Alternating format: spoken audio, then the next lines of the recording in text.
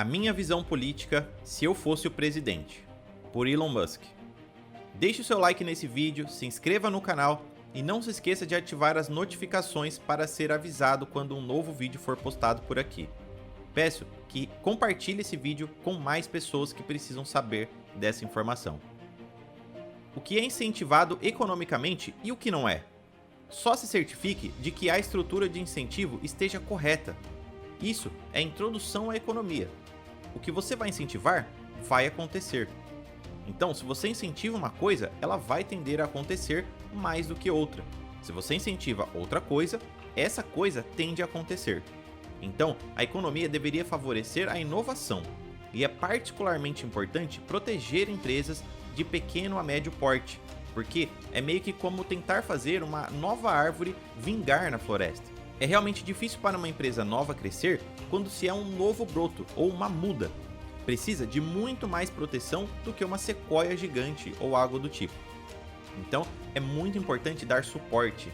É muito importante dar suporte para empresas de pequeno porte ou entre pequeno e médio porte, principalmente na questão da inovação.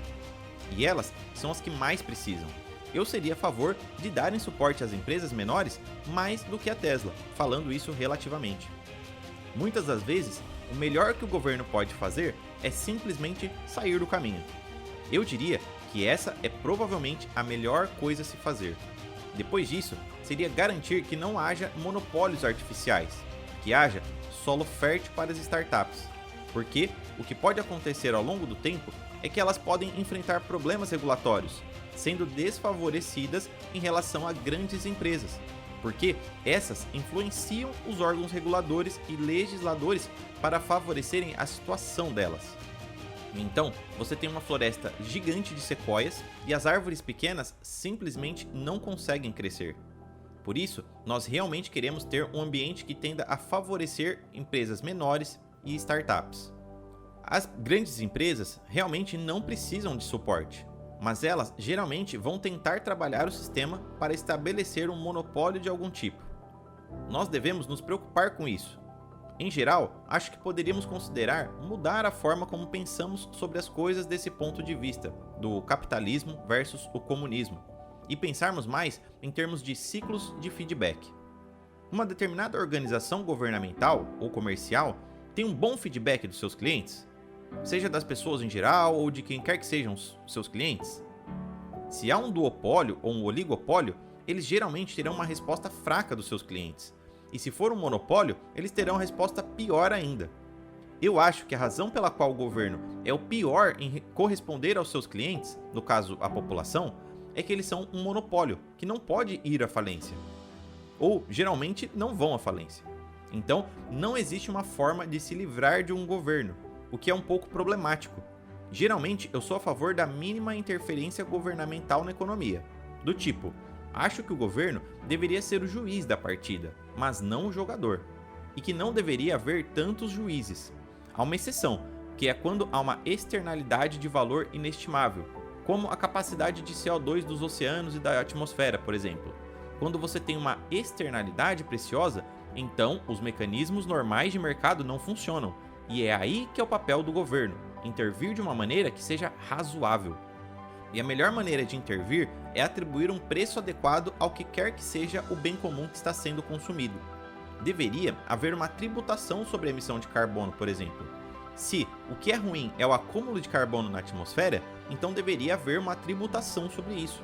E aí, acabar com todos os subsídios e tudo mais. E me parece lógico tributar as coisas que são mais prováveis de serem ruins. É por isso que temos tributos mais elevados para os cigarros e o álcool, por exemplo. Porque eles provavelmente são ruins para você. Certamente os cigarros são. Então, a ideia é arrecadar mais por um lado, tributando coisas que provavelmente são ruins, e não tributando aquilo que é bom. Eu acho que, já que há uma necessidade de recolher impostos para pagar o governo federal, nós deveríamos mudar o fardo tributário para as coisas ruins, e então ajustar a tributação disso de acordo com o que vai resultar no comportamento que acreditamos que é benéfico para o futuro. Eu acho muito ruim o que estamos fazendo agora, que é queimar trilhões de toneladas de hidrocarbonetos, que costumavam ser enterrados bem no fundo do solo e que agora estamos jogando na atmosfera e realizando esse experimento químico maluco nela. Em termos de ações dos poderes legislativo e do executivo, é como se fosse um tipo de esporte profissional ou algo do tipo. Se você não tem regras, se o jogo não é organizado de maneira apropriada, não vai ser um bom jogo. Então, é muito importante elaborar as regras direito. Eu acho que vale a ressalva de que eu ainda acredito que nos Estados Unidos as regras ainda são melhores do que em qualquer outro lugar. Mas é muito fácil instituir algo, o que pode ser um inibidor da inovação sem nos darmos conta. Em termos de ambiente regulatório, é sempre importante ter em mente que as regras e leis são imortais e elas nunca morrem, a não ser que alguém realmente vá lá e as mate. E elas ganham muita força. Muitas vezes uma legislação pode ser aprovada pelos motivos certos, mas depois ninguém volta lá e se livra dela quando ela não faz mais sentido. Mesmo quando elas são feitas de forma correta e estão certas em um determinado momento, é sempre importante voltar nelas periodicamente para se certificar que ainda são razoáveis e que ainda estão servindo o bem maior. Eu acredito no método científico e em que as pessoas devam ter um ceticismo saudável para as coisas em geral. E as primeiras coisas do ponto de vista científico é sempre olhar para as coisas probabilisticamente, não definitivamente. E então, eu acho que muitas vezes, se alguém é cético na comunidade científica, o que eles estão realmente dizendo é que eles não têm certeza de que algo é 100% certo. Mas não é esse o ponto. A questão é, olhe pelo outro lado. Qual você acha que é a chance de isso ser catastrófico para uma parte significativa dessas populações? É maior que 1%? É até mesmo 1%? Porque se for, por que estamos realizando esse experimento? Isso não é algo sábio. E o que torna isso muito insano é que nós ficaremos sem petróleo de qualquer forma. Não é como se houvesse um suprimento infinito de petróleo. Ele vai acabar. Nós sabemos que precisamos desenvolver meios de transporte sustentáveis, não importa o que aconteça. Então, por que não realizar o experimento?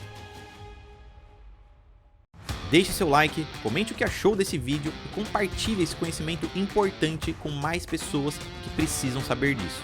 Te vejo no próximo vídeo que está aparecendo aqui na sua tela.